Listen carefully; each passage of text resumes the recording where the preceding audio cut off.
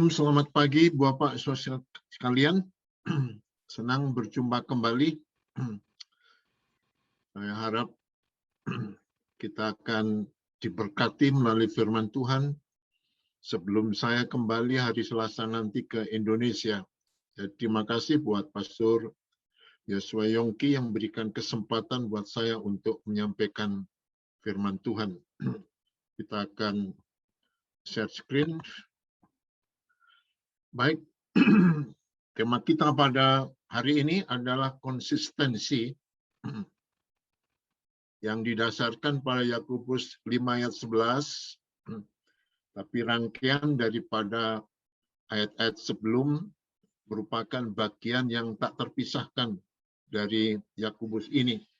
Saya akan membacakan dari pasal 5 ayat 7 sampai dengan ayat 11. Bapak tahu bahwa pada awalnya Alkitab itu tanpa pasal dan tanpa ayat. Jadi kalau kitab ya berbentuk kitab, yang surat berbentuk surat, baru kemudian supaya memudahkan untuk mengingat di mana bagian daripada kitab atau surat-surat itu, maka ditetapkan adanya pasal dan ayat. Saya membaca pasal 5 Yakobus ayat 7. Karena itu saudara-saudara, bersabarlah sampai kepada kedatangan Tuhan. Sesungguhnya petani menantikan hasil yang berharga dari tanahnya, dan ia sabar sampai telah turun hujan musim gugur dan hujan musim semi. Kamu juga harus bersabar dan harus meneguhkan hatimu, karena kedatangan Tuhan sudah dekat. Saudara-saudara, janganlah kamu bersungut-sungut dan saling mempersalahkan, supaya kamu jangan dihukum. Sesungguhnya hakim telah berdiri di ambang pintu. Saudara-saudara, turutilah teladan penderitaan dan kesabaran para nabi yang telah berbicara demi nama Tuhan. Sesungguhnya kami menyebut mereka berbahagia, yaitu mereka yang telah bertekun. Kamu telah mendengar tentang ketekunan Ayub, dan kamu telah tahu apa yang pada akhirnya disediakan Tuhan baginya, karena Tuhan Maha Penyayang dan penuh belas kasihan. Amin.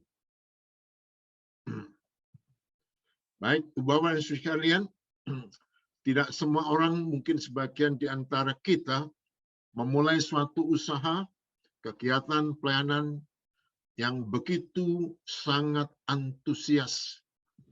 Tapi rupa-rupanya dalam perjalanan, ogah-ogahan dan mungkin menyerah ketika sedang berada di tengah, apalagi menemui banyak kendala, kesulitan, kritikan, dan sebagainya. Di tengah-tengah usaha, tiap orang perlu daya tahan, yaitu konsisten, lebih lagi artinya maju terus untuk melaksanakan apa yang awal-awalnya dicita-citakannya. Kata konsistensi dalam ini ayat, yaitu pasal 5 ayat 7 sampai dengan ayat 11, mempunyai pemahaman endurance, kesabaran, ketahanan, ketekunan, dan lain sebagainya. Kata sabar dalam bahasa Indonesia muncul 6 kali. Tetapi dalam ayat 11 dan ayat 7 sampai dengan ayat 10 sedikit ada perbedaan. Di dalam ayat 7 sampai 10 pemahaman kata sabar mempunyai pengertian, yaitu kesabaran dalam hal menunggu, ya, menantikan. Dan di dalam ayat yang ke-11 pemahaman kata sabar mempunyai pengertian menanggung derita yang sukar dan yang menyakitkan. Dan itulah pemahaman yang ada di dalam ayat-ayat itu. Kata konsistensi, endurance, kesabaran, ketahanan, ketekunan adalah, saya menggambarkan begini, kalau seseorang tertimpa sesuatu beban, ya, apapun bentuknya, maka kesabaran tidak diharapkan bahwa beban itu akan disingkirkan. Tetapi maknanya adalah dia berjuang bagaimana dia bisa keluar daripada beban itu sampai akhirnya mendapat suatu kemenangan dan beban itu tersingkirkan. Itulah sesungguhnya makna yang diberikan oleh Yakobus melalui kitabnya ini. Kita akan melihat di dalam ayat 7 dan 8 tadi, kesabaran tanpa dasar yang benar merupakan kesabaran palsu yang akan menghancurkan.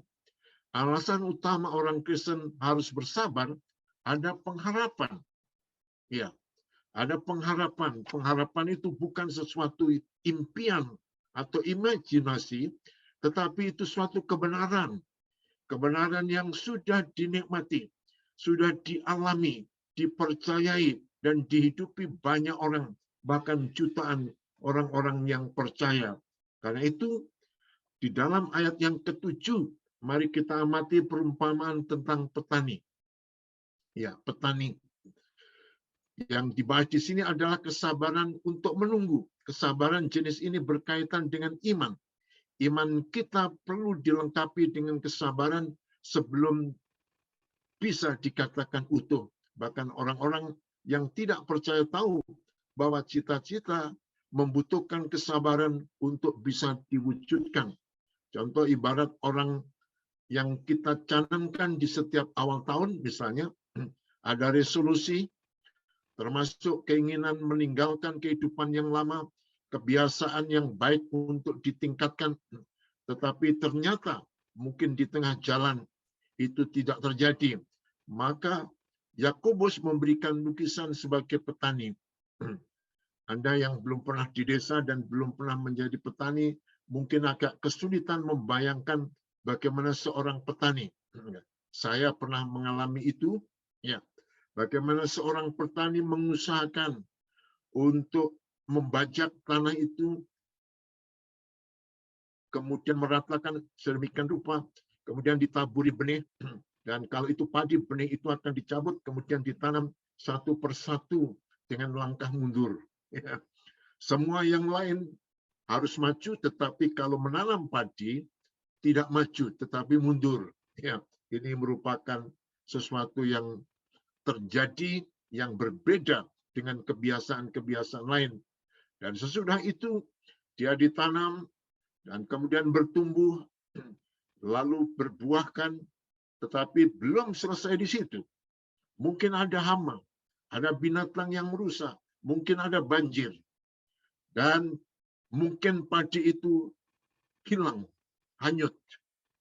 Apakah petani akan berhenti, tidak menabur, tidak menanam lagi? Tidak. Dia akan memulai, dan dia akan menanam lagi. Ya, seterusnya. Karena apa?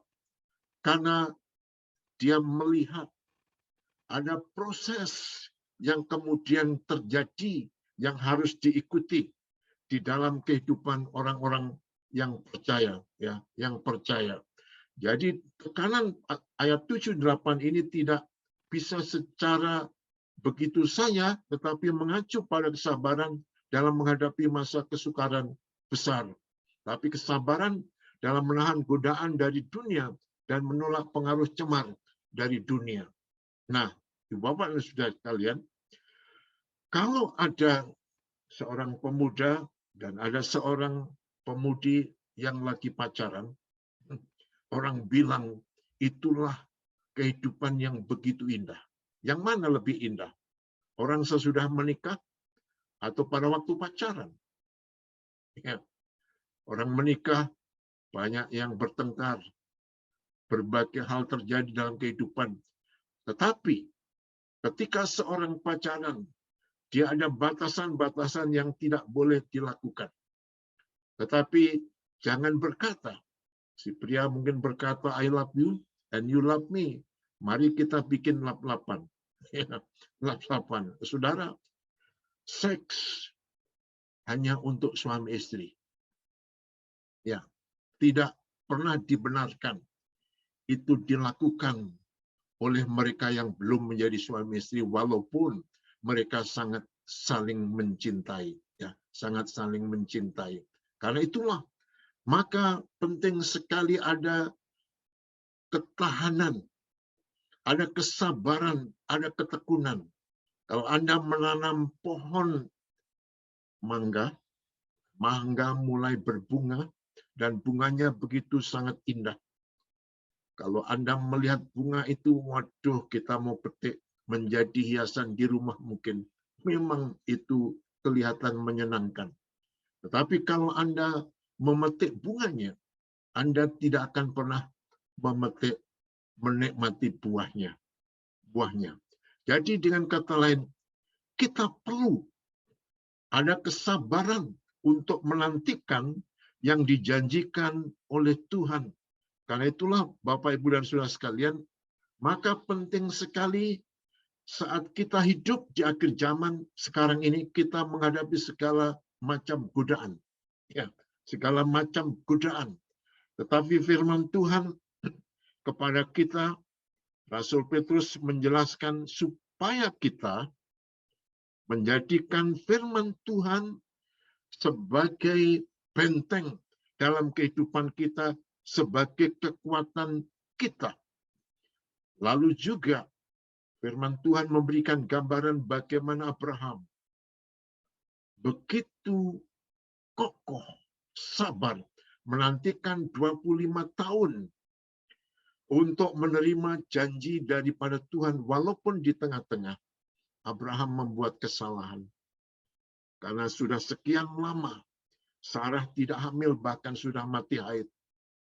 Lalu Abraham disarankan untuk menikah dengan Hagar, seorang pembantunya itu. Memang terjadi, Bapak dan Saudara sekalian, bisa terjadi yang diharapkan manusia, tetapi itu bukan merupakan kehendak daripada Tuhan.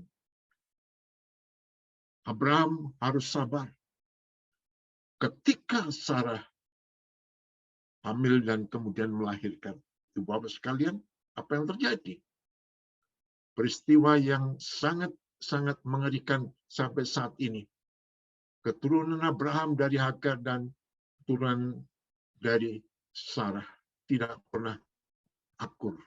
Ada sesuatu yang selalu bertentangan dan bahkan membunuh, ya, saling membunuh. Itu sebabnya kesabaran sangat diperlukan. Ya, itulah sebabnya tadi sudah saya katakan bagaimana firman Tuhan harus menjadi kekuatan.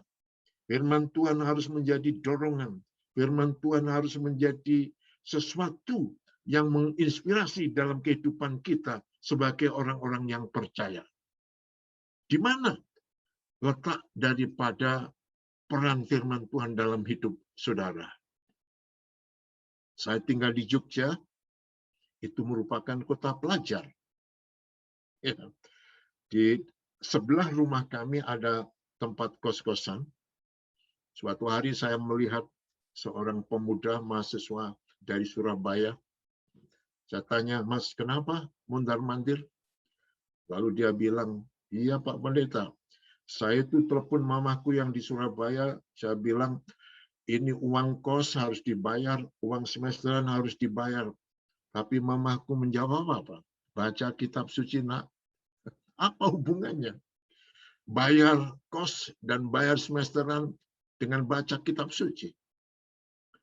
Besoknya dia masih mondar-mandir. Saya tanya, gimana? Jawaban dari Surabaya, sama pendeta. Saya bilang, saya minggu depan harus bayar kos dan bayar semesteran. Tapi mama saya bilang, baca Alkitab, nak. Dalam suasana frustrasi itu, dia tiduran, dan tanpa sengaja, dia grab saja Alkitab itu di atasnya, ya, di atas rak tempat tidur. Lalu dia buka. Waduh, heran. Ada beberapa juta dalam Alkitab itu. Coba buka Alkitab saudara. Jangan-jangan ada uangnya di situ. Saudara, itu bukan maksudnya. Dalam Alkitab inilah ada kekayaan, ada mujizat, ada dorongan, ada kekuatan, ada penghiburan. Saya sudah sering katakan sejak saya menjadi Kristen dulu awal-awal hidup enggan mati nggak mau, tidur di lantai. Ya, sampai sekarang sudah 50 tahun lebih saya menjadi hamba Tuhan. Usia saya sudah 73 sekarang. Hidup saya, hidup kami dengan keluarga bergantung dengan kitab suci. Kitab suci inilah yang mengubahkan orang. Kitab suci inilah yang membawa keselamatan. Kitab suci membawa kepada kita arah, bahkan tujuan dalam kehidupan kita. Mengapa kita tidak membacanya? Bapak dan Saudara sekalian, itu sebabnya kita penting sekali untuk memiliki suatu kesabaran, ketekunan, dan konsisten untuk hidup bersama dengan Tuhan, membawa kebenaran firman Tuhan di dalam kehidupan. Kemudian yang berikut, cara pandang yang benar. Ayat 9 dan 10 tadi, memiliki cara pandang yang benar akan penderitaan untuk melayani dan memberitakan merupakan hal yang sangat penting ketika cara pandang kita benar. Ini bukan masalah saya, bukan tentang saya. Ini bukan tentang bagaimana hidup saya yang susah, kehidupan saya yang sulit, kehidupan saya yang tidak ada masa depan, kehidupan yang mungkin tanpa pekerjaan dan sebagainya. Tetapi, Ibu sekalian, Tuhan selalu punya rencana dalam kehidupan kita, apapun yang terjadi, ya, yang terjadi. Oleh karena itulah maka penting sekali buat kita untuk terus bertekun. Dan Yakobus di sini memberitakan kepada kita supaya kita tidak melakukan yang tidak benar. Ini seolah-olah sepele. Tuhan hanya mempersoalkan jangan bersungut-sungut. Ya, dalam ayat yang ke-9 itu, saudara-saudaraku, janganlah kamu bersungut-sungut dan saling mempersalahkan supaya kamu jangan dihukum. Ini menunjukkan bahwa sebagian kita di antara kita dalam kehidupan gereja tidak ada kesatuan. Tidak ada kebersamaan mencari kesalahan orang lain. Padahal kita adalah orang-orang yang sudah ditebus menjadi satu sebagai tubuh Kristus. Bapak dan Ibu sekalian, saya mau tegaskan, seseorang harus menjadi anggota gereja. Dalam Alkitab ada ratusan kebenaran bahwa gereja lokal merupakan gereja di mana Yesus sebagai kepala gereja. Memang disebut ada gereja umum, gereja universal. Tapi itu belum terjadi sekarang. Nanti pada waktu gereja diangkat, kesatuan daripada orang-orang percaya bersama-sama di sana, itulah merupakan gereja universal. Oleh karena itulah, sebagai gereja lokal, tubuh Kristus, Ibu-Bapak sekalian, kita harus menjadi anggota gereja. Lebih daripada 30.000 macam gereja di dunia ini. Gereja mana yang benar? Gereja yang menjadikan Alkitab sebagai dasar kebenaran, pedoman, dan praktek kehidupan. Dan Yesus sebagai kepala gereja. Ya, yang mengarahkan, beri pimpinan, memberi kekuatan dalam kehidupan kita sebagai orang-orang percaya. Anda hendaknya, kalau belum menjadi anggota gereja, Anda harus menjadi anggota gereja. Karena itulah gereja daripada gerejanya Tuhan. Yang Tuhan mau kita bergabung di sana. Karena di luar gereja, dalam pengertian tubuh Kristus, kita berada di luar.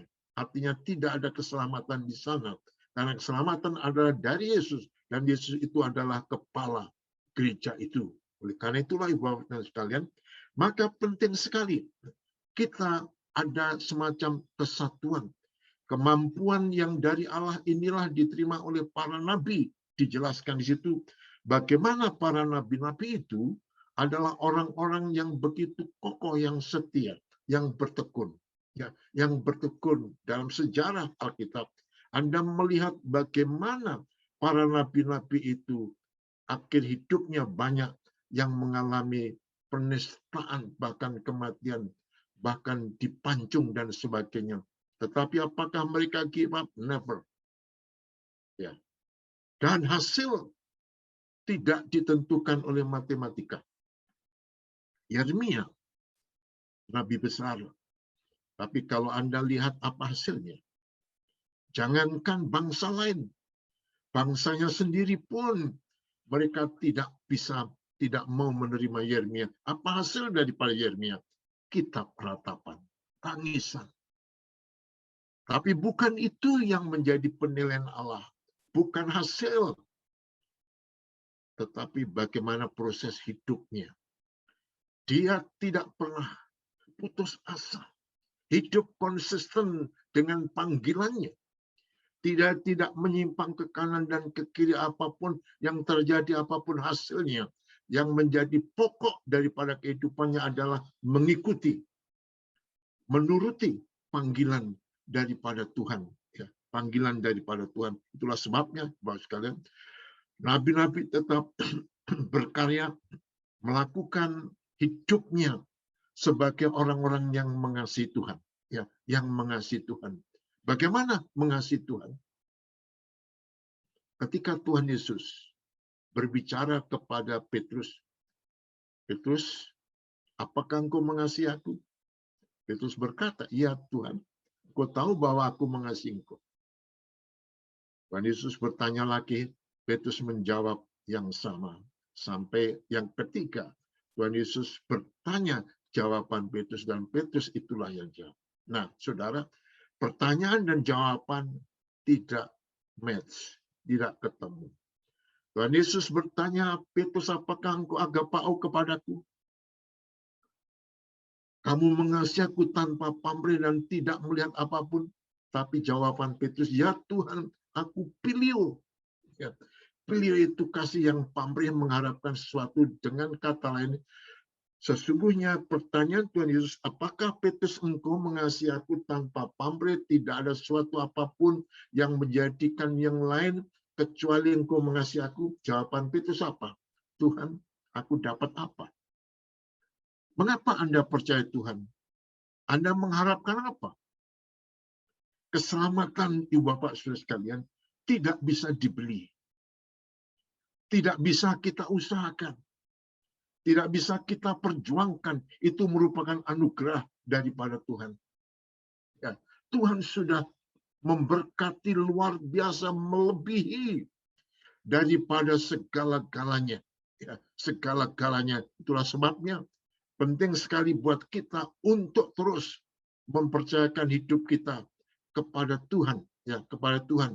Bahkan para nabi siap untuk meregang nyawa, menyatakan kasih Kristus kepada mereka yang belum diselamatkan. Karena apa? Mereka berpedomankan kepada kitab suci. Mereka mengerti kitab suci. Mereka tahu kitab suci. Berulang-ulang saya katakan, we know, we understand, and we do the word of God. Yeah. Knowing, understanding, and doing. If you know and you understand, but without doing, you are nothing. Kalau Anda tahu firman Tuhan, Anda mengerti firman Tuhan, tetapi tidak melakukan, tidak akan ada dampak apapun. Dan itu percuma, tidak ada artinya. Ya, tidak ada artinya. Lihat, dengar. Orang-orang yang tahu firman Tuhan, orang yang mengerti firman Tuhan, dan orang-orang yang melakukan. Mereka tidak pernah kecewa. Seperti Yeremia tidak pernah kecewa. Walaupun hasil yang diharapkan tidak terjadi, tetapi tidak pernah kecewa. Karena itulah Ibu sekalian, mari kita knowing, understanding, but also doing. Doing something according to the word of God. Itulah sesungguhnya yang Tuhan mau kita melakukannya, ya, melakukannya. Dan kita perlu ada kesatuan kebersamaan sehingga Tuhan begitu sukacita menyaksikan umatnya di dalam rancangan kehendaknya yang baik untuk menuju kepada tujuan yang abadi, menjadi saksi kepada orang di sekitar di mana mereka berada. Di Bapak, itulah sebabnya Tuhan begitu tidak suka, ya, tidak suka ketika orang-orang itu melalui Yakobus, janganlah saudara bersungut-sungut dan saling mempersalahkan. Tubuh Kristus, tubuh kita, semuanya harus ada kesamaan, kesatuan, maksud saya kesatuan. Walaupun kita berbeda, ada keberagaman, tetapi keberagaman itu merupakan satu kesatuan yang tidak bisa dipisahkan. Ya, tidak bisa dipisahkan. Oleh karena itu, mari kita akan hidup bagi hormat kemuliaan Tuhan. Hendaknya kita mempunyai kesatuan sebagai jemaat Tuhan, menjadi anggota gereja yang setia, yang memuliakan Tuhan, yang memberkati kepada dunia. Ya, pada dunia. Teladan konsistensi Ayub, Bapak Saudara sekalian, itu dijelaskan di dalam ayat yang ke-11. Ya, ayat yang ke-11 menolong kepada kita bagaimana Yakobus kembali kepada taufik pencobaan iman. Dia memperingatkan bahwa saat berhadapan dengan pencobaan iman, kita harus ingat bagaimana Ayub bertahan dan bertekun dalam pencobaan-pencobaan kita sampai pada akhirnya menerima berkat-berkat daripada Allah. Konsistensi Ayub. Tentang godaan, nanti Bapak bisa membaca pasal 1 ayat 6 dan 12, pasal 2 ayat 1 sampai dengan 6, di situ Tuhan mengizinkan.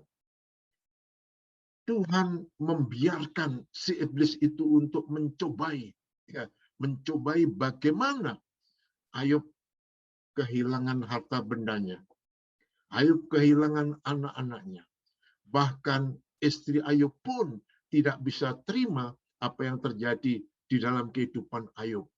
Jadi pelajaran yang Ayub terima sungguh-sungguh menjadikan dia bisa menyaksikan bagaimana penyertaan pemeliharaan daripada Tuhan. Kemudian Ibu sekalian, kalau Anda membaca kemudian Ayub pasal 42 ayat 5 memberitahu, dulu aku hanya mendengar, sekarang aku melihat. Maka imannya kepada Allah menuju tingkat yang lebih tinggi. Dan dampaknya, Bapak sekalian, Ayub begitu diberkati berlipat ganda. Ya. Dulu pada waktu saya melayani jemaat di Semarang, gereja itu sekitar 25 orang, gedungnya dari bambu gedek, gaji saya hanya 3.000, hanya cukup 2 minggu. Kalau sudah 2 minggu, doanya keras supaya jemaat mendengar. Suatu hari ada persekutuan kaum wanita, saya tidak ada di pastori, katakan pastori, walaupun itu sebetulnya tidak layak. Tidak ada kursi, tidak ada meja, tikus bisa keluar masuk ke pastori itu. Dan saya pulang melihat simbok, ya simbok itu duduk, tidak seperti biasanya. Biasanya dia cerah, ketawa, menyambut, tapi ini suram dan kelihatan menangis. Saya bilang, kenapa, Mbok? Saya bilang, oke, kita masuk. Kenapa si Mbok menangis? Sebelum tadi Pak Pendeta datang, ibu-ibu itu sebelum mulai kegiatan bertanya kepada saya, Mbok ngapain di sini? Lalu saya bilang, saya bawa makanan untuk pendeta. Mana? Dia bukakan di gendongannya dari selendang, yang isinya nasi putih dengan ikan asin. Lalu si jemaat ibu-ibu itu berkata, apakah pendeta doyan ini? Ya, dia menangis. Mbok, saya bilang, si Mbok setiap kali ke sini membawa makanan ini, kita makan bersama. Ya, kalau si Mbok tidak membawa makanan ini, 2 minggu saya tidak makan. Itu membuka wawasan buat ibu-ibu, kemudian mereka tahu bahwa pendeta membutuhkan makanan. Ya. Mereka masak 1 kilo, mungkin 1 cangkir kecil dipisahkan untuk pendeta, dikumpulkan sehingga 1 bulan kumpul beras itu. Tapi malang rupanya ketika dimasak Ada yang matang, ada yang setengah matang, ada yang belum matang. Karena berasnya campuran. Saya bilang, ibu-ibu, tolong berasnya ditukarkan dulu sebelum diberikan pada pendeta supaya pendeta tidak sakit perut. Ya, tidak sakit perut. Nah, ibu sekalian, saya sudah 50 tahun, 73 tahun usia saya. Ya, Tuhan memberkati kami. Saya punya pendidikan sampai bergelar doktor di Biola University dengan beasiswa. Ya, tadi Pastor Yongki memberitahu saya pernah menjabat sebagai rektor di Yogyakarta. Hanya dimodali nasi putih gendongan dengan ikan asin. Anak Simbo itu menjadi dokter sekarang. Dulu, sekarang sudah tua juga ya, menjadi dokter. Sepeda yang reot, pakaian yang jarang ganti, dia kuliah. Ya, tetapi imannya, hidupnya, penyerahannya, sehingga Simbo ini menuai apa yang menjadikan harapannya, pengabdiannya, imannya kepada Tuhan. Ayub sama, Ibu sekalian. Dia masuk menerobosi, dulu saya hanya mendengar, seolah saya ini kok susah, padahal saya sudah percaya, saya sudah beriman. Apakah Tuhan tidak melihat ini? Maka Ayub bertobat. Dia salah mengerti mengenai hal itu. Kemudian dengan imannya dia masuk. Dia tidak hanya mendengar, dia melihat. Menyaksikan bagaimana tangan kebesaran Tuhan. Sampai Tuhan berlipat ganda memberkati kepada Ayub. Nah, ibu sekalian, kenapa? Ayub konsisten. Konsisten dalam keadaan yang baik awalnya. Dalam keadaan derita, bahkan tidak punya apa-apa. Bahkan tubuhnya pun sakit penyakit. Ayub never give up. Dia konsisten. Itulah yang dikatakan firman Tuhan, maka itulah bahagia. Kebahagiaan tidak diukur dengan ada dan tidaknya sesuatu yang pada kita. Tetapi bagaimana kita hidup dengan Tuhan. Dan rangkaian daripada ayat ini adalah berbicara mengenai kedatangan Yesus yang kedua kali yang akan membawa mahkota pahala bagi umatnya yang setia kepadanya. Oleh karena itulah, Bapak dan sekalian, Tuhan Allah kita tahu apa yang sedang kita alami. Dia melihat dan mendengar doa permohonan yang kita panjatkan. Dia mendengar ratapan dan isak tangis setiap orang Kristen. Dia tidak akan tinggal diam. Dia pasti akan bertindak untuk membantu kita. Yang paling penting di sini adalah kesabaran, ketekunan, konsistensi kita. Kita harus sabar menanggung segala sesuatu demi nama Tuhan. Dan kita harus selalu tekun mencari Dia. Sikap itulah yang akan membuat kita bahagia sepanjang jalan menuju masa depan. Masa depan yang tidak bisa diusahakan, dibayar, dibeli oleh apapun.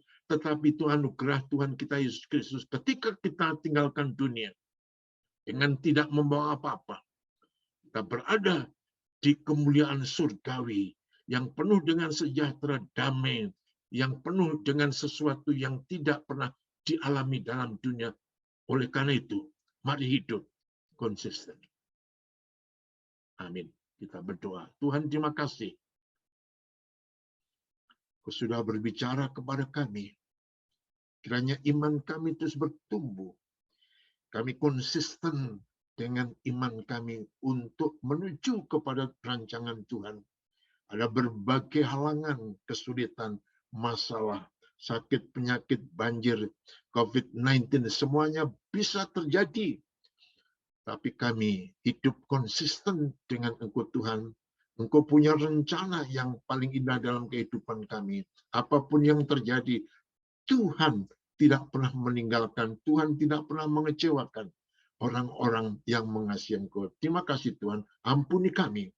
Kalau sering kami kurang beriman, tidak pasrah diri, yang dampaknya ada kesulitan dan kami tidak memahami apa yang terjadi. Karena itu firman-Mu, akan menembus hati kami. Kami tidak hanya mendengar, tapi melihat, tidak saja kami mengerti dan mengetahui, tetapi kami doing something untuk Tuhan kemuliaan-Mu dan memberkati sesama. Inilah Tuhan doa kami dalam nama Tuhan Yesus.